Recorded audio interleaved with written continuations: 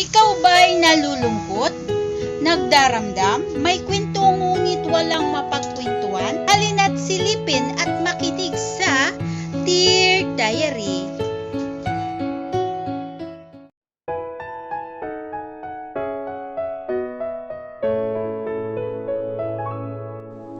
Kamusta mga kaibigan, mga tagapakinig? Ito ang iyong tiyay na magbabasa ngayon ng sulat ni Belen ng Albay.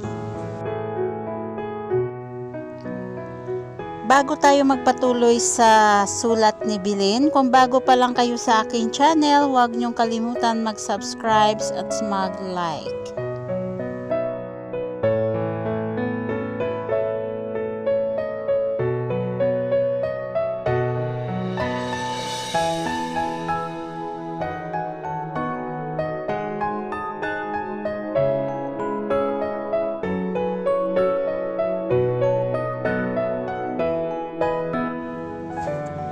Dear Diary, ako si Belen, ipinanganak sa Daraga, Albay at pinalaki ako ng aking tiyuhin sa Tondo, Maynila.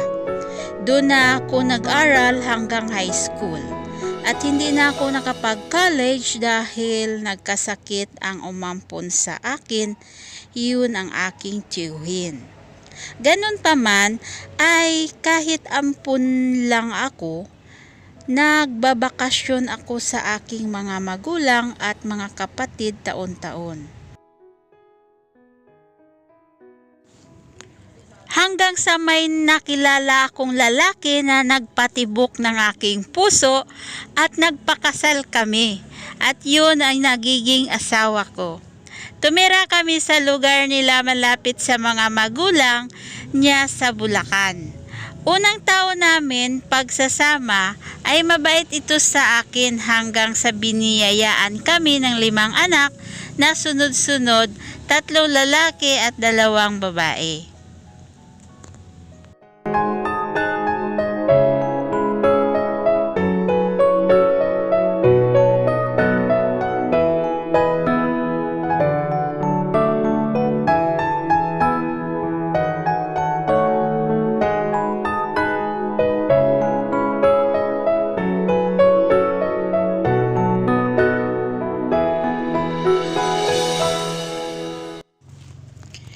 Nung nag-aaral ng aming mga anak ng elementary, doon ko naranasan ng unti-unting hirap, Dear Diary, dahil ang aking asawa ay nagbabago na ng pakikitungo sa akin.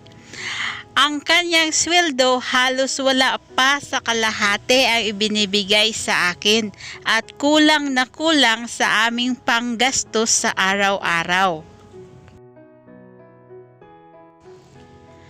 Hanggang sa tumanggap ako ng labada sa malayong kapitbahay namin, kasama ko ang aking panganay na anak, kumuha ng mga labahan. Naawa man ako sa aking anak, sa murang edad tumutulong na sa akin maghanap buhay para may panggastos kami.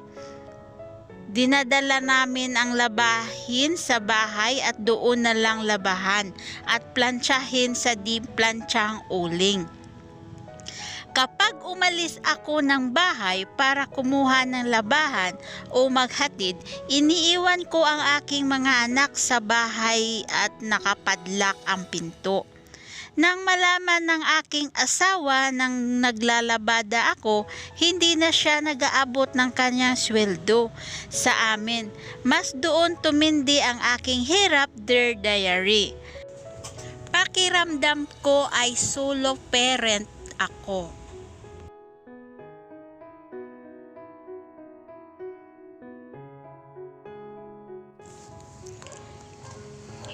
Yung aking asawa walang ginagawa kundi buhay binata. Lahat na bisyo pinasok na sugal, alak, sigarilyo at pambabae.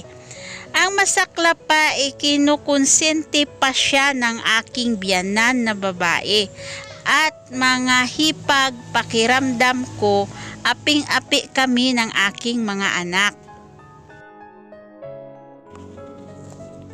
Noong high school na ang aking mga anak, nagpasya na akong umalis ng bahay.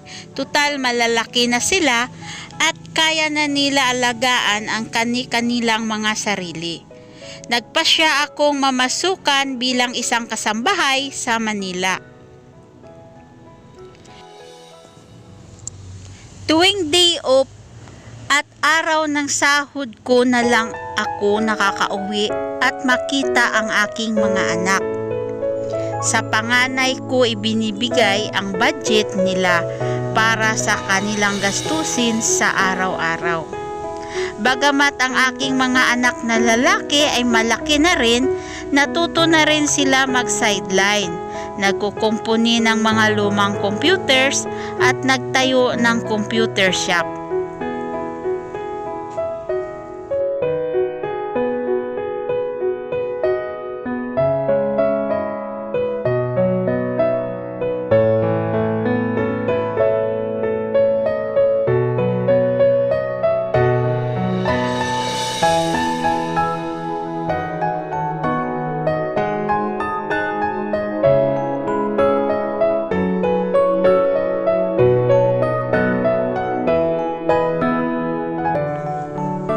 At noon ay kumikita naman ang computer shop ng aking mga anak, medyo nakaluwag-luwag na sila.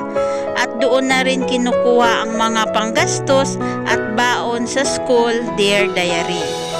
Tungkol naman sa kanilang ama, tumanda na lang na buhay binata at tuluyan na kami naghiwalay.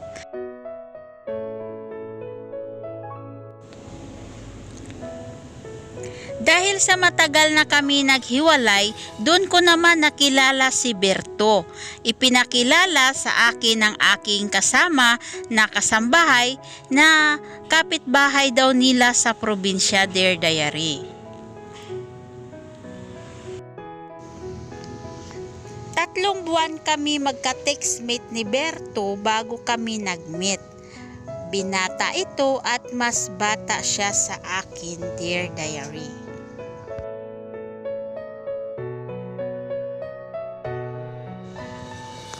Hanggang sa magpasya kami ni Berto na magsasama bilang mag-asawa at kumuha na ako ng boarding house para sa aming dalawa.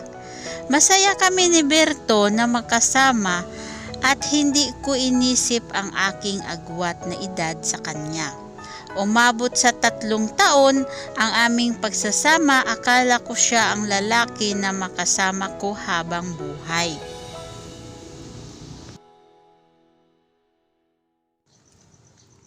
Isang araw, bumisita ang aking anak na babae sa boarding house at dahil namimiss ako ng aking anak, nagpupumilit na doon na lang siya matulog.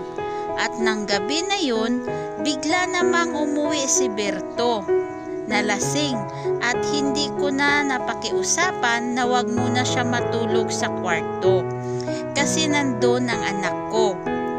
Hindi talaga nakinig at natulog doon si Berto sa kwarto sa paahan ng anak ko. Kinabahan ako nung time na yun, Dear Diary, kasi hindi alam ng anak ko na may pinalit na ako sa papa nila. At hindi ako nakatulog nung gabi na yun sa kakabantay ng anak ko, baka kasi magbukas siya ng ilaw, makita niya si Berto.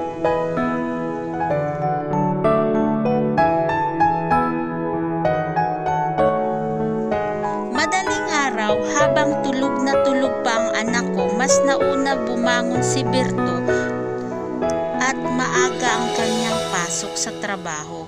Hindi na malaya ng anak ko na umalis na si Berto nung umaga na yon dahil tulog siya at kailanman hindi niya nakilala si Berto.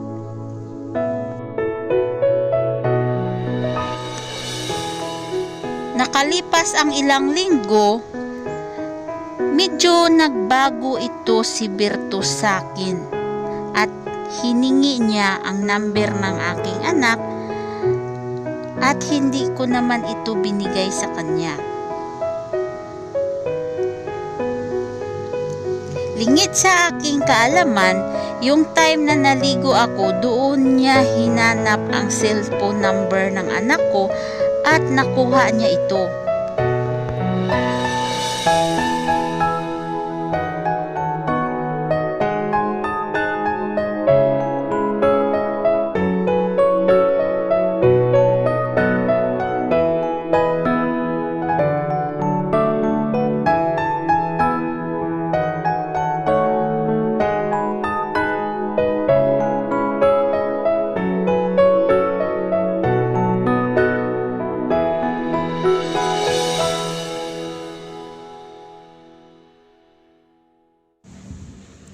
Lihim ni Bertong ginawang textmate ang aking anak.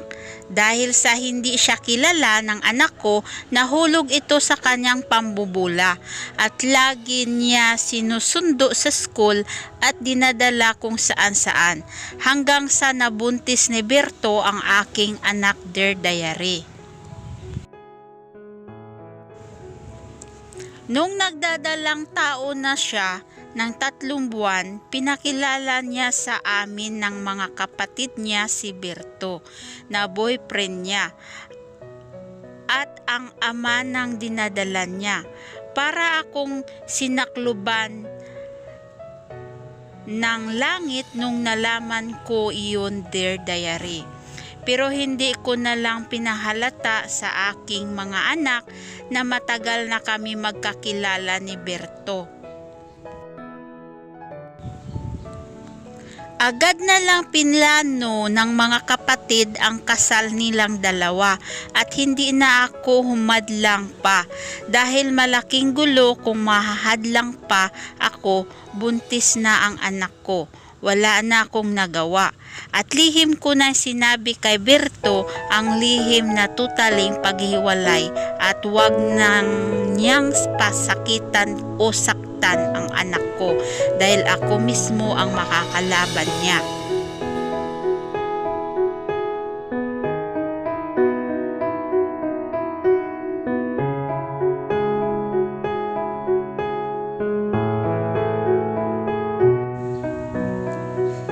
Natuloy ang kasal nila Berto at ang anak ko na walang nangyaring gulo. At wala may isang pamilya ni Berto ang nagkwento sa anak ko na magkakilala kami o kami ay magkakilala o mag-live-in bago sila ay magkakilala. Parang binaw na lang sa limot ang lahat. Walang nangyayaring kahit anong gulo. Ganun pa man ay masakit sa akin ang nangyari, Dear Diary. Sa ngayon, 2 na ang anak nila, Berto. Bali, 2 ang apo ko sa kanila. At ang panganay, ako ang nag-aalaga. At ang pangalawa naman, doon sa kanilang mag-asawa. Ang tawag pa rin sa akin ni Berto ay mama. Parang walang pagbabago. Yun naman nung tawagan namin nung kami pang 2 magkasama. Hanggang dito na lang ang aking sulat, Dear Diary. Naway hindi ko alam kung ano ang masasabi ng iyong tagapakinig. Ang aking istorya, sigurado hindi naman ito kailangang malaman pa ng anak ko at ang tungkol sa amin ni Berto dahil ayaw ko rin siya masaktan. Gumagalang, Belen.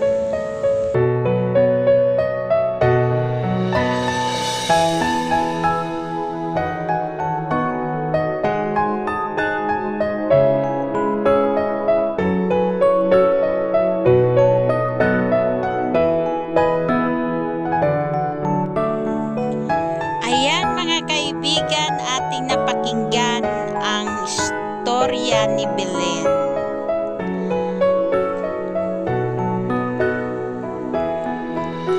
May nangyayari talaga sa totoong buhay ganito. Parang biruin mo ba naman, parang sa pelikula lang nangyayari. Ginagalang namin ang iyong desisyon, Ate Belen, na hindi mo na lang ipaalam sa anak mo ang tungkol sa inyo ni Berto. At payo ko lang para kay Berto, no, kung nakikinig ka naman, siguro ayusin mo yung pamilya mo at wag mong pababayaan yung mag-ina mo. Dahil yun ang pinili mo, yung anak ni Belen, at yan yung pinakasalan mo. So, dapat umayos ka. Wag mong pasakitan yung anak ng tao na pinakailaman mo. Kaya alagaan mo yung mga anak mo at asawa mo, okay? At wag magbisyo-bisyo na kasi kasal ka na, kaya wag mo nang ulitin pa ang ginawa mo kay Belen. Okay? So mga kababayan, kung bago lang kayo sa aking channel, huwag niyong kalimutan mag-like and mag-subscribe at i-share. At huwag mong kalimutan pindutin ng notification bell para ma-notify kayo kung may bago akong video nga i-upload o bagong story na i-upload. Kung kailangan nyo mga kaibigan, kailangan nyo mag-shares ng inyong mga istorya o kwento, ay sumulat lang kayo at mag-email sa Dear Diary Facebook page. Okay, yun lang. Salamat!